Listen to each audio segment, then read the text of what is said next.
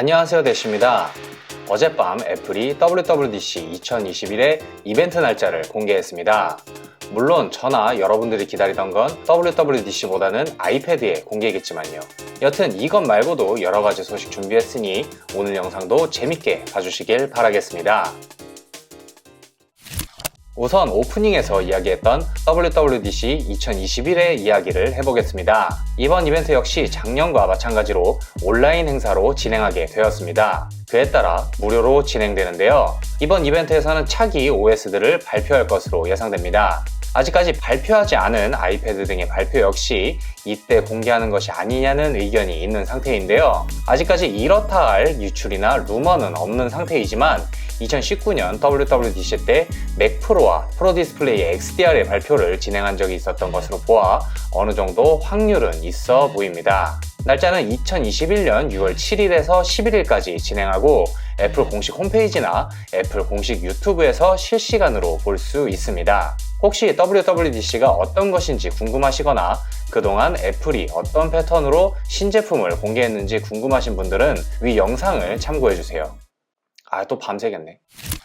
아이패드의 공개가 생각보다 계속 미뤄지며 아쉬움을 자아내고 있지만 새로운 아이패드 관련 유출은 계속해서 나오고 있습니다. 이번에는 아이패드 프로에 사용할 수 있는 매직 키보드 2세대 관련 이야기입니다. 저번에 출시한 트랙패드를 포함한 매직 키보드는 비교적 비싼 가격에도 불구하고 여러가지 단점이 지적된 제품인데요. 이번에 매직 키보드 2세대 라벨링 유출 사진이 중국 웨이보에서 게시되었습니다. 이 게시물은 현재 삭제되어 있지만 다행히도 현재 아이패드 11인치는 모두 호환이 되는 것을 확인할 수 있습니다. 다음 매직 키보드가 어떤 형태로 나올지 정말 궁금한데요. 전작의 불편한 점을 다소 해소해주는 모습을 보여줬으면 좋겠습니다. 다음은 조금 새로운 아이폰 소식입니다. 저는 이 소식을 보고 조금 놀랐습니다만 맨 처음 소식을 말씀드릴 때 맥 프로와 프로 디스플레이 XDR을 말씀드렸는데 이번에 애플에서 새로 출원한 특허 중 아이폰에 이 맥 프로와 프로 디스플레이 XDR의 디자인을 채택하는 특허가 있습니다. 네, 맞습니다. 황공포증 에디션. 이 디자인으로 아이폰을 제작할 경우 매우 견고한 구조를 만드는 동시에 공기 흐름을 극대화, 거기다 더 가벼운 기기를 제작할 수 있을 것이라고 하는데요. 이 특허의 주안점은 기기에서 발생되는 열을 보다 효과적으로 배출할 수 있다는 점입니다. 물론 거꾸로 외부에서 들어오는 열을 방어하지 못한다는 단점도 있겠지만요. 이런 디자인은 발열에 관한 문제 해결뿐만 아니라 더 나은 그립감을 제공해주고 독특하고 즐거운 모양과 느낌을 제공할 수 있다고 했습니다.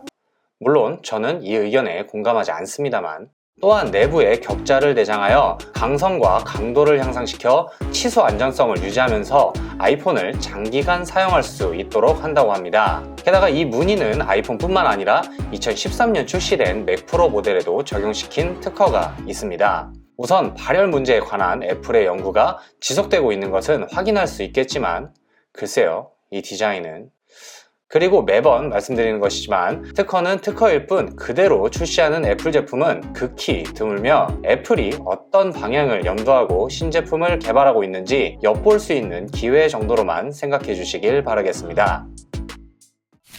자, 이번엔 수리 이야기를 해보겠습니다. 여러분들은 보통 애플 기기를 수리받을 때 어디로 가시나요? 보통은 애플의 공식 수리점이나 애플 스토어를 이용하실 텐데요. 그 밖에 공식 수리점의 수리가 너무 비싸면 사설 수리업체를 찾는 경우도 종종 있습니다. 하지만 이 사설 수리업체에서 수리를 받으면 애플의 보증을 더 이상 받을 수 없는 등의 불리한 조건이 있었습니다.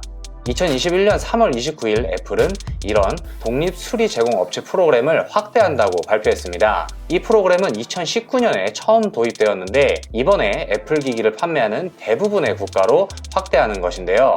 공인 애플 서비스 제공 업체가 아닌 사람을 포함 모든 규모의 수리 제공 업체는 애플의 정품 부품 및 수리 설명서를 얻을 수 있게 되었습니다. 그리고 이것은 무료로 교육을 진행한다고 하는데요. 게다가 이 수리 프로그램을 수료한 경우 애플 수리 프로그램의 가입 비용 역시 없다고 합니다. 그리고 이 교육을 수료한 사람은 애플의 정식 부품과 수리 도구를 구입할 수도 있다고 하는데요. 이 프로그램에는 다행히도 우리나라도 포함되어 있어 신청할 수 있는데요. 발표는 올해 말 진행될 예정이라고 합니다.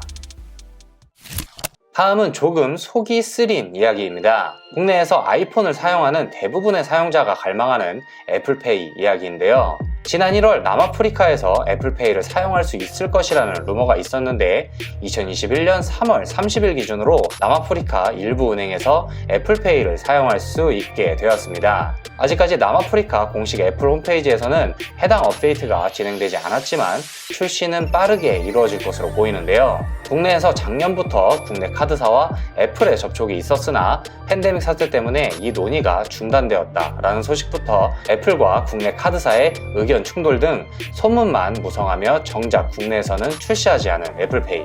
하지만 오늘 전해드린 남아프리카를 비롯한 여러 국가에서 애플페이 서비스가 시작되고 있으며 애플이 애플페이의 서비스를 점점 더 확대시키려는 노력이 보인다는 점은 그나마 위안을 삼게 합니다. 자, 오늘은 애플의 5가지 소식을 알아봤는데요. 저는 개인적으로 맥 프로 디자인을 아이폰에 사용하는 특허가 눈에 들어왔습니다. 지금 스마트폰이 일관적으로 똑같은 모양만 하고 있는 가운데 그나마 조금 특이한 모습이 나오는 것을 확인할 수 있었는데요. 물론 방수 등의 문제로 실현되기는 힘들겠지만 그래도 재밌는 아이디어였습니다. 여러분들은 어떤 소식이 가장 눈에 들어오셨나요? 여러분들의 의견을 댓글로 남겨주세요. 그리고 오늘 영상이 재밌으셨다면 저희 채널 구독과 좋아요 한 번씩 눌러주시고 저희가 아닌 우리로 만나뵈었으면 좋겠습니다. 그럼 오늘은 여기까지 하도록 하겠습니다. 감사합니다. 배시였습니다.